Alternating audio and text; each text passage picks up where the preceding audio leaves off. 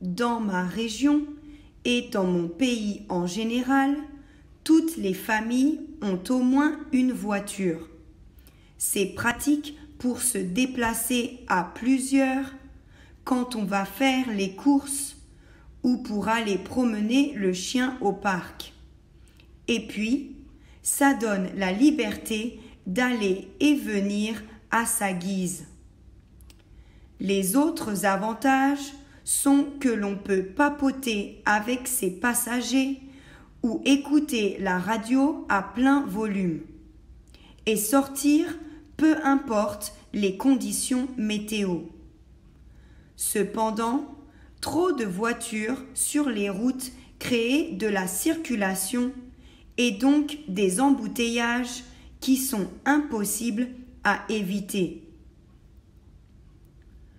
Pour les trajets de plus courte distance, pas mal d'habitants de ma ville choisissent aussi d'utiliser le scooter, la mobilette ou la moto, ce qui rend souvent la conduite chaotique et dangereuse, mais est une alternative rapide et efficace quand le trafic n'est pas fluide sur les routes, comme aux heures de pointe par exemple.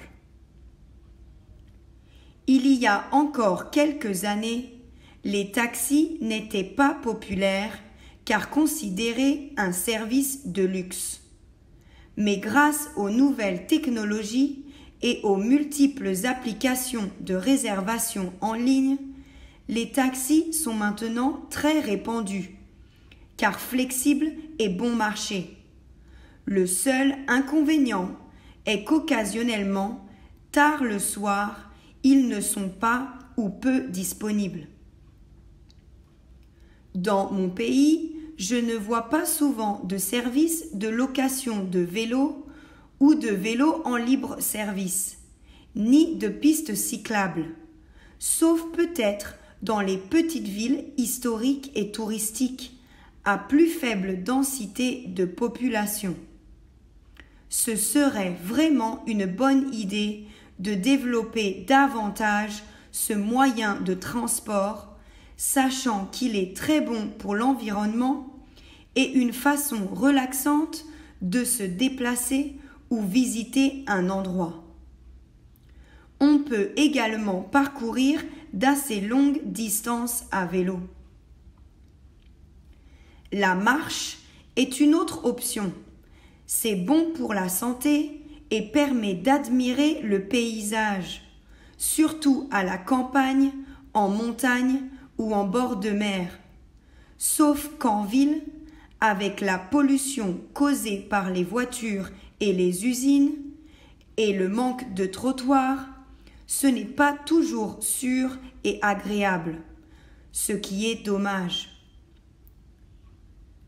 Quant au transport en commun, il n'y a pas grand-chose ici, même au centre-ville.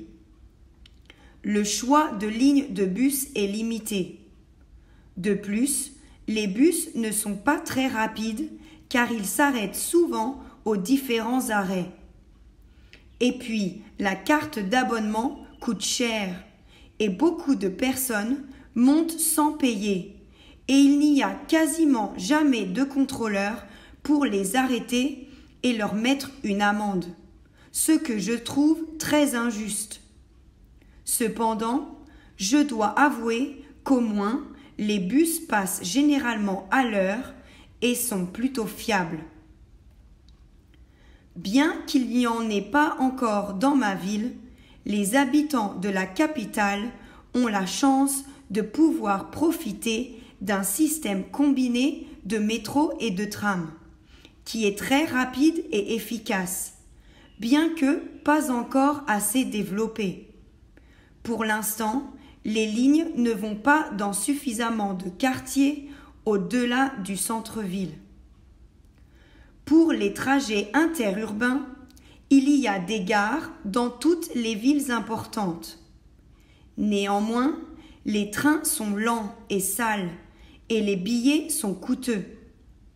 Du coup, le meilleur moyen de se déplacer d'une ville à une autre, même à l'étranger, est de prendre le car, en particulier le bus de nuit.